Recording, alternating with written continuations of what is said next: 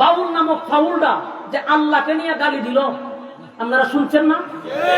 তখন কি আপনি তসবিহ হাতে নিয়ে সুবহানাল্লাহ বলবেন? হাতে মাথা দিয়ে ইল্লাল্লাহ জিকির করবেন? এটা কি ইসলাম? আপনি আল্লাহর বান্দা হিসাবে ঈমানের স্বার্থে আমার যদি জীবনও যায়, আমি আমার আল্লাহর অপমান জমিনে সহ্য করতে পারবো না। আমি আমার প্রতিবাদ করতেই হবে। প্রতিবাদ করতে গিয়ে যদি কেউ বাধা দেয়, বাধা ভেঙে আল্লাহর ইজ্জত জমিনে কায়েম করবেন ইনশাআল্লাহ। আমি যতটুকু আশ্চর্য হয়েছি বাউল নামক বাউলটা আল্লাহকে নিয়ে গালি দিছে, এর থেকে বেশি রক্তাক্ত হয়েছি বাউলদের পক্ষে বাংলাদেশের বড় বড় নেতারা তার পক্ষে সাফাই দিয়েছে। আমি শুধু এতটুকু বলতে চাই, ভাই এটা তো ব্যক্তি না। আমারে গালি দিত আপনি বুঝতাম পক্ষে নিছেন, আমার বাপরে গালি দিতে বুঝতাম পক্ষে নিছেন। এটা তো আল্লাহর শানে বিয়াদবি। আল্লাহর শানে যখন বিয়াদবি করছে, তখন আপনি কিভাবে এমন একটা লোকের পক্ষ নিলেন? 2% 1% বাউলদের সংখ্যা বাংলাদেশে নাই, আপনি তার পক্ষে নিলেন। 96% মুসলমানের কলিজায় আপনি আঘাত করলেন। এখানে তোমার ইমানের প্রশ্ন, এটা ইমানের প্রশ্ন, এখানে মনের বিষয় না। আল্লাহকে নিয়ে গালি দিচ্ছে, আমি কেমনে শান্ত থাকবো বলেন? অশান্ত তো আপনারা করেন, আমরা শান্ত থাকতে চাই। আপনি আমার নবী নিয়ে কথা বলবেন, আল্লাহ নিয়ে কথা বলবেন, আবার আমরা যখন উত্তেজিত হই এটা মত, এটা মত। আপনি আমার আল্লাহ নিয়ে গালি দিবেন, নবী নিয়ে কথা বলবেন, কোরআন পড়বেন, আর আমি ইমানদার হিসেবে বলবেন সুবহানাল্লাহ বলবো। এটার নাম তো ইমান না। আমার যেখানে প্রতিবাদ করা সেখানে করবো, আমি তো শান্ত। আপনি আমার অশান্ত করেন কেন? আপনি আমার ইসলামের উপর আঘাত করেন কেন? আপনি আমার আল্লাহ নিয়ে কথা বলেন কেন? রাসূল নিয়ে কথা বলেন কেন? কোরআন নিয়ে কথা বলেন কেন? সম্মানিত, শুধু এই জন্য বলছি, ইসলাম শুধু টুপি দাড়ির মধ্যেই সীমাবদ্ধ নয়, আপনার আরো কাজ আছে।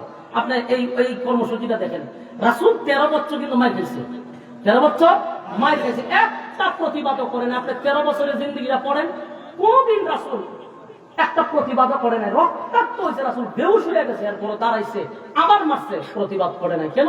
আল্লাহ বলছেন এখন প্রতিবাদের সময় না। এখন আমরা মাইর খাইতে দেখেন, অসুবিধা নেই।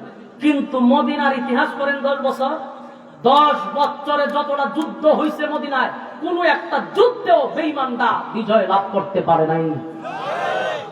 এখন দেখেন আল্লাহ রাসূলকে আল্লাহ কিভাবে সান্ত্বনা দিয়েছে, বলছে আপনি যে কাঁদতেছেন কাঁদেন না, আমি অর্ডার দিছি, যা কিছু আছে তা নিয়ে আলামেন, আর আমি আল্লাহ আপনাকে সাহায্য করব, প্রয়োজনে আসমান থেকে মালাইকা পাঠাবো। সুবহানাল্লাহ। আল্লাহ যখন বলছে আপনার সাথে আছি, রাসূলের আর কোনো চিন্তা আছে? রাসূল খুশি, আমার মালিক আমার পক্ষে আছে। সাহাবায়ে কেরামদেরকে দাঁড় করাইছে। আপনারা জানেন বদরের যুদ্ধে মাত্র 313 জন ছিল, 313 জন। আপনারা শুনছেন 313 জন, কিন্তু এটা শুনেন নাই 313টা তরবারি ছিল না। 313টা তরবারি ছিল না, 313টা তরবারি ছিল না, বরং তরবারির বদলা অনেক সময় খেজুরের ডাল ছিল। এই সাউন্ড আসছে, খেজুরের ডাল ছিল। খেজুরের ডাল নিয়ে কি আপনি অস্ত্র সহ যারা আছে এর সাথে যুদ্ধ করে আপনি বিজয় লাভ করতে পারবেন? এই বদরের যুদ্ধ থেকে শিখেন। অস্ত্রের বলে মুসলমানরা যুদ্ধে অংশগ্রহণ করে নাই, শক্তির বলে মুসলমানরা অংশগ্রহণ করে নাই, তারা অংশ করছিল ইমানের বলে। কিসের বলে? ইমানের বলে। আজকে 200 কোটি মুসলমান পৃথিবীতে থাকতেও আমরা কেন সব জায়গায় মেরে খাই? কারণ আমরা সংখ্যায় বেশি, আমরা ইমান দুর্বল। কথা বলে না? এই যে আমরা ঠিক ঠিক করে রক্তকরণ করতেছেন, এই লোকগুলোর এই 5 টাকার রং সাজিয়ে কিনা দেবে, 5 টাকার রং সাজিয়ে আপনাদেরকে কিনা যায়। গুরুমার কায়ে সেটা বলবো আপনারা রং সাগাওয়ান খাওয়াইলেন, বুটকারে দিবেন, বলো হ্যাঁ গুরুমার কারে দিবেন। আরেক ছাগল মার কায়ে বললো যে আপনি বুটকারে দিবেন, ও সিদ্ধান্ত হয়েছে না, তাতে খাওয়াইলো দুধ চা ভয়া ফেলে দিবেন।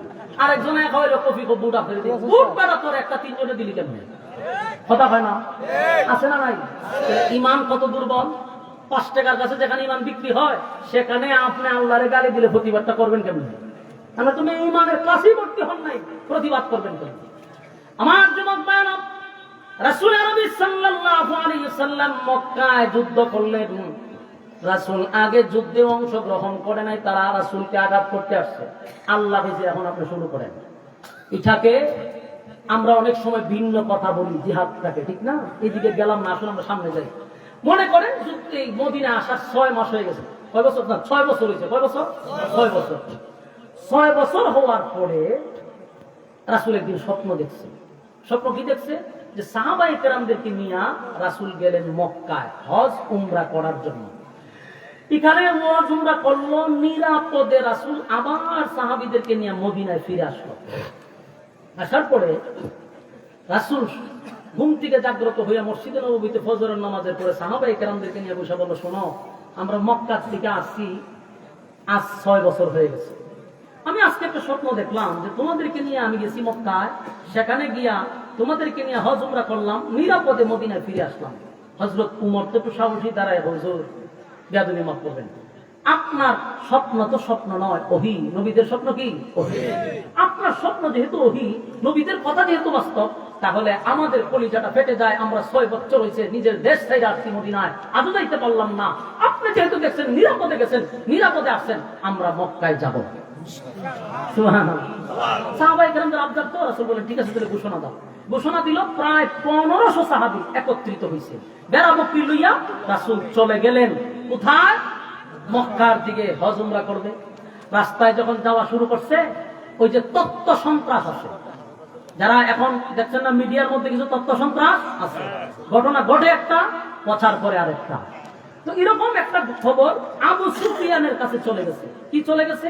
যে শুনো, মুহাম্মদ কিন্তু তার বাহিনী কাহিনী লইয়া আসতেছে, মক্কা ঘেরাও করবে, মক্কা দখল করবে, তুমি কিন্তু প্রস্তুতি নাও। আবু সুফিয়ানের মাথা গরম, কারণ এই যাবৎ 6 বছরে যত যুদ্ধ করছে মদিনায় গিয়া কেউ ফিরে আসতে পারে না, প্রত্যেকটা যুদ্ধে তারা পরাজিত হয়েছে। এখন যখন শুনছে আল্লাহ রাসূল আসতেছে মক্কায়, এদের কি আর ঘুম আছে? আর কি খবর শোনাইছে যে মক্কা দখল করার জন্য আসতেছে, অথচ এহরামের কাপড় পরলে একটা পিপিলিকা মারা পর্যন্ত জায়েজ নাই, সেখানে যুদ্ধ করবো কেন? কিন্তু খবর পৌঁছাইছে রাসূল মক্কা দখল করতে আসছে।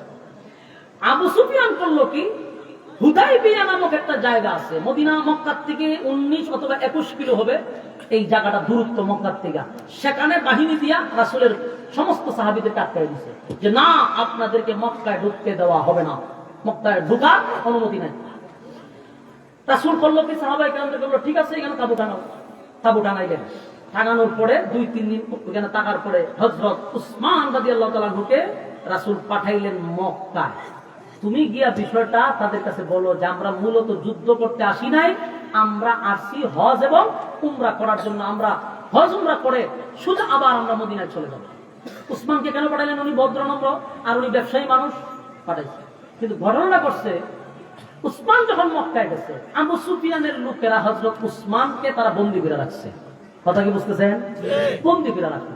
কিন্তু ওই যে আমার তত্ত্ব সন্ত্রাস, সেখানে আবার নিউজ প্রচার করছে ভিন্ন, রাসূলের কাছে খবর আসছে যে আপনার উসমানকে তারা হত্যা করছে। নাউজুবিল্লাহ। ভুল সংবাদ প্রচার করছে যে হত্যা করছে। আল্লাহর রাসূল নরম কিন্তু গরম হয়ে গেছেন। রাসূল বলেন, আমার উসমানকে যদি তারা হত্যা করে থাকে, আমরা যুদ্ধ করার জন্য আসি নাই, আমরা আসছিলাম হজ উমরা করার জন্য। কিন্তু এখন যে তারা আমার উসমানকে আটকায় রাখলো, উসমানকে তারা আটকায় রাখলো, হত্যা করলো, যদি খবর সঠিক হয়। রাসূল বসার থেকে দাঁড়ায় গেছে, রক্ত গরম হয়ে গেছে। রাসূল বললেন, এটা আমি কোনো সময় বরদাস্ত করতে পারবো না। আমি এই উসমানের বয়ান, উসমানের রক্তের বদলা না নিয়ে আমি মদিনায় যাব না। হয়েছে নি গরম? বলুন, গরমটা কি এমনি হয়েছে না আগে আপনি আঘাত করছেন এরপরে গরম হয়েছে? আল্লাহ রাসূল বললেন, কারা কারা আমার সঙ্গে তোমরা অংশগ্রহণ করবা, বায়াত গ্রহণ করো। আল্লাহ রাসূলের সাথে তখন সাহাবায়ে কেরাম বায়াত গ্রহণ করলেন। বায়াত গ্রহণ যখন করলেন তখন ভাইজান একটু ব্যস্ত আছেন, ইনশাআল্লাহ আমি খুব সংক্ষেপে শেষ করতেছি। আমি না বলেন না বুঝছি, এরপরও আমি বলতেছি। এখন বিষয়টা হলো, রাসূল যখন মক্কায় গেলেন তখন ইনশাআল্লাহ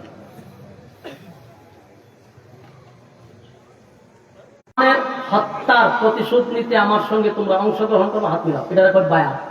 খুব মনোযোগ দিয়ে শুনেন, বায়াত, হাত মিলাই দাও। এই শুরু হয়েছিল বায়াত।